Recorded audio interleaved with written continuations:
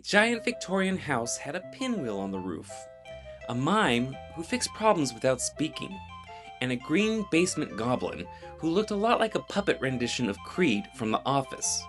There were singing adults, puppet neighbors, tiny important cartoons from countries you definitely could not identify at age 4, and a musician named Jake who kept sounds in little boxes like he was running an Etsy store for imagination. And somehow, this soft little fever dream was the foundation stone for the same network that would later throw slime on children like a legally questionable baptism. That's the part people forget. Before Nickelodeon became Orange Splats, Double Dare, Rugrats, SpongeBob, and kids screaming in obstacle courses like they were training for a cheese thing apocalypse, Nickelodeon was gentle. Maybe too gentle. It was commercial free, educational, earnest, weirdly peaceful. We're talking Bob Ross painting peaceful. Basically PBS with cable money and a puppet house that looked like it smelt like melted crayons and warm dust. And sitting right in the middle of the whole experiment was Pinwheel.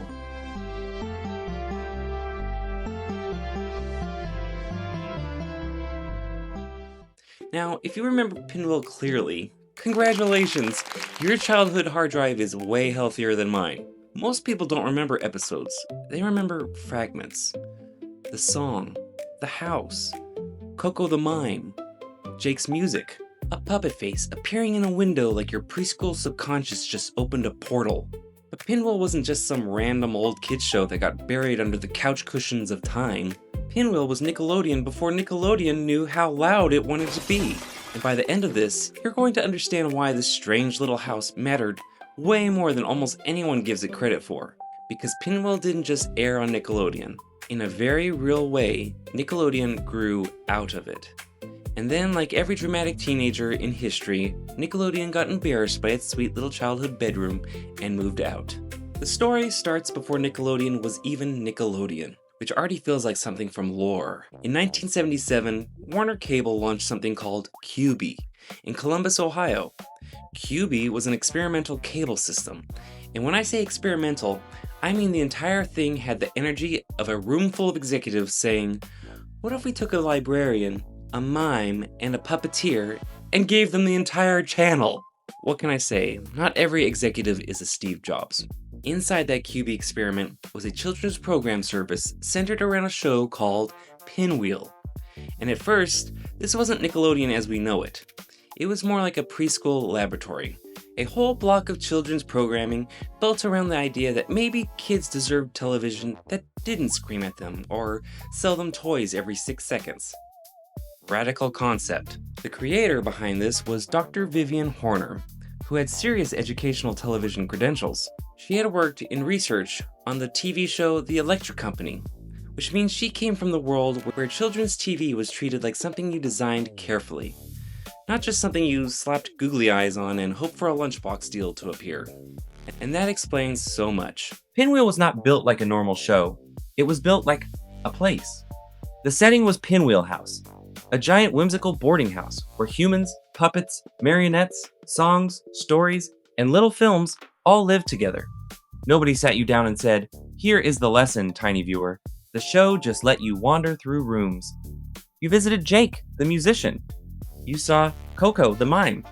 You met Aurelia, this warm bohemian puppet mother figure. You dealt with Ebenezer T. Squint, the grouchy green inventor magician type who had the energy of a man who would absolutely argue with a self-checkout machine. There were plus and minus, Sal and Smitty, the Daily Noodle newspaper, the Wonkles, imported shorts, odd little animations, strange puppet creatures that looked like they had been assembled during an art teacher's dream while on psychedelics. And the wild part is, when George James was brought into the project, he said they basically had the name Pinwheel and not much else. Imagine walking into early cable television and being told, we have a title, a preschool audience, and the entire future of children's cable. Can you sing about animals? Because that is almost what happened. George James auditioned with original songs about dreaming you were different animals. He wasn't just an actor hired to stand there and smile at puppets like a hostage in a cardigan. He helped shape the show. He wrote music, he played Jake, and Jake was personal to him. Jake was even his middle name. I love that detail because it makes Jake feel less like a character and more like a real person who accidentally became part of a children's television ecosystem. And Pinwheel had a lot of those people. Brad Williams helped create puppets, scenery, graphics, and the handmade look of the early show. Sandy Kavanaugh produced it. Craig Marin and Olga Felgemacher brought puppetry and marionette magic into the later New York version. Fun fact, Craig Marin and Olga Felgemacher met on the set of Pinwheel and eventually went on to get married. Jim Jinkins, who would later create Doug, worked on Pinwheel too. Yes, Doug. The future of Nickelodeon animation was lurking in the credits of this gentle puppet house like a little khaki-shorted prophecy. And then there's one of the funniest tiny mysteries in early Nickelodeon history, where the name Nickelodeon actually came from.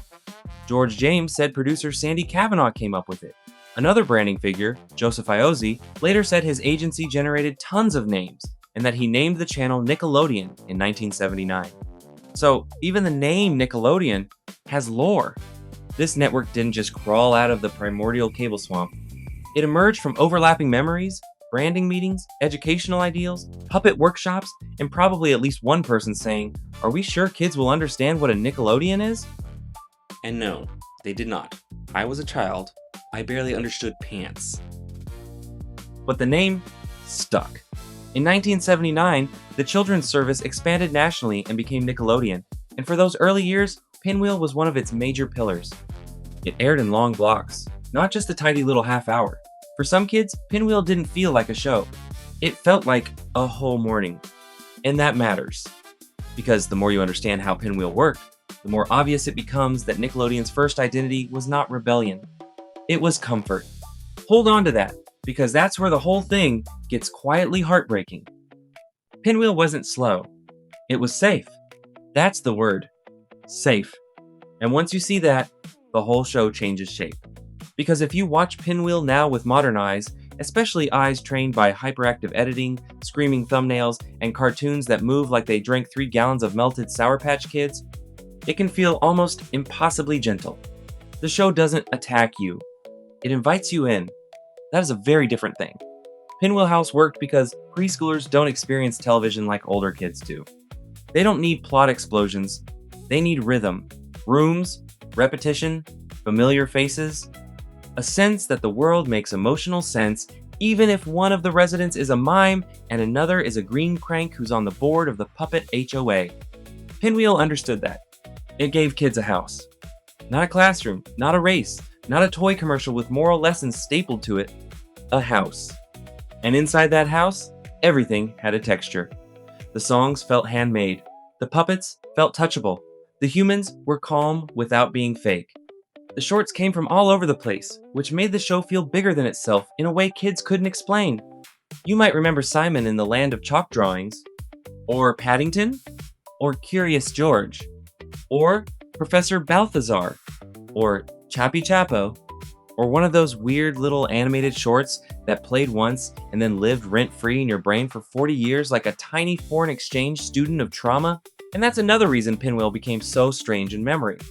The actual Pinwheel House segments were one part of the experience, but the imported shorts became these memory shards. Kids would grow up remembering a clock, a face, a song, a puppet, a chalk line, but not the title, not the episode, not even the network sometimes. Just the feeling. That is how lost media begins. One of the best examples is the animated short fans remembered as Clockman. For years, people searched for it based on vague childhood memories. And it eventually became part of this larger internet detective culture around old kids' TV. That is the Pinwheel afterlife in a nutshell. Half archive, half ghost story, half, did anyone else see this? Or was I just eating paste too close to the television? Yes, that is 3 halves. It's Nickelodeon math. But Pinwheel's dreaminess wasn't accidental. It came from the format. The show moved in segments. A song, a puppet bit, a mime routine, a short film, a room, a conversation. It followed preschool attention without becoming frantic. It gave kids novelty without chaos. That balance is hard. Modern children's entertainment often confuses attention with stimulation. Pinwheel knew the difference. It didn't say, "Look at this, look at this, look at this." It said, "Come over here." That's why Jake mattered so much. He wasn't just there to perform songs. He made sound feel like something you could collect, hold, and explore. His soundboxes turned listening into a kind of magic trick. And George James brought dignity to that. He didn't want to talk down to children. He wanted the music to feel real, respectful, honest. That is one of the most underrated things about old preschool TV when it was done well. The best shows didn't treat children like empty buckets waiting for alphabet soup. They treated them like small people with enormous inner worlds. Pinwheel did that. Even its diversity was handled quietly. Jake and Kim weren't introduced like a very special lesson with emotional violins and a pamphlet. They were just there. People in the house. People who belonged. George James said something beautiful about that idea. With very young children, there are no issues, only people. That line could practically be the show's mission statement. And then there's Coco. A mime on a preschool show is such a specific 1970s educational television decision that I almost respect it too much to make fun of it. Almost. Because let's be honest, putting a silent mime in a children's show is a bold move that is either artistic genius or the result of someone at Warner Cable losing a bet. But Coco worked because Pinwheel was physical, visual, expressive. It trusted kids to read faces and gestures. It didn't need every emotion explained out loud. And that's important because childhood is full of things you feel before you have language for them. What the is she making the shape up? Lizzo's unitard? Then you had Ebenezer T. Squint, the grouchy inventor magician. And in a louder show, he might have been a villain, but in Pinwheel, conflict came wearing soft shoes. He was cranky, not evil, difficult, not dangerous. That's another mechanic people miss. Pinwheel created tension without making the world feel unsafe. For preschool TV, that is huge. A young child can handle a grumpy neighbor, a broken invention, a misunderstanding, a song that solves a feeling. They don't need a season finale where the puppet multiverse collapses. Although, admittedly, I would watch that. The show also had older characters like Sal and Smitty who brought this grandparent warmth into the house. They made Pinwheel feel intergenerational, like a neighborhood.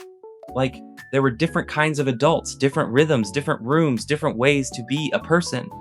And then, on top of all that, you had the handmade art style. Nothing about Pinwheel looked factory polished. It looked built, sewn, painted, carried in from another room. That's why the memories stick. Handmade things leave fingerprints. But here's where the larger story turns. Pinwheel helped build Nickelodeon's beginning, but by the mid to late 1980s, Nickelodeon was changing. The network was learning something very important about kids. Kids did not just want television that adults approved of. They wanted television that felt like theirs. That meant slime, mess, noise, attitude, game shows, weird cartoons, kids being loud, kids being gross, kids being right, adults being confused. In other words, Nickelodeon started becoming Nickelodeon.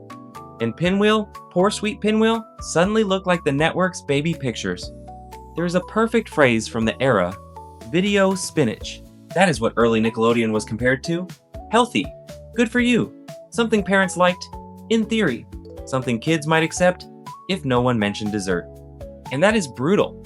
Imagine being the show that helped launch a network, only to have the network basically look back and go, "Thanks, Grandma, but we're doing slime now." The shift wasn't just creative, it was economic too. Early Nickelodeon was commercial free. Later, the network became supported by advertising and much more focused on original shows, branding, and building a kid-centered entertainment empire. Pinwheel belonged to the old ideal. Gentle, educational, commercial-free preschool television. The new Nickelodeon belonged to the cool kids clubhouse. And the kid clubhouse was louder. By 1989, Eureka's Castle arrived as a slicker preschool successor. It had puppets, live action, animation, and short films too, but it belonged to a more polished Nickelodeon era. Pinwheel was phased out. That's the hidden drama. Not scandal. Evolution. Pinwheel built the room. Nickelodeon threw a party in it. Then the party got so loud no one could hear the original song anymore. And maybe that's why the show feels so ghostly now. There was no massive ending, no grand finale, no cultural funeral. Production stopped, reruns continued, preschool audiences aged in and out, and then the network moved on. The tapes became scattered. The songbook became a mystery.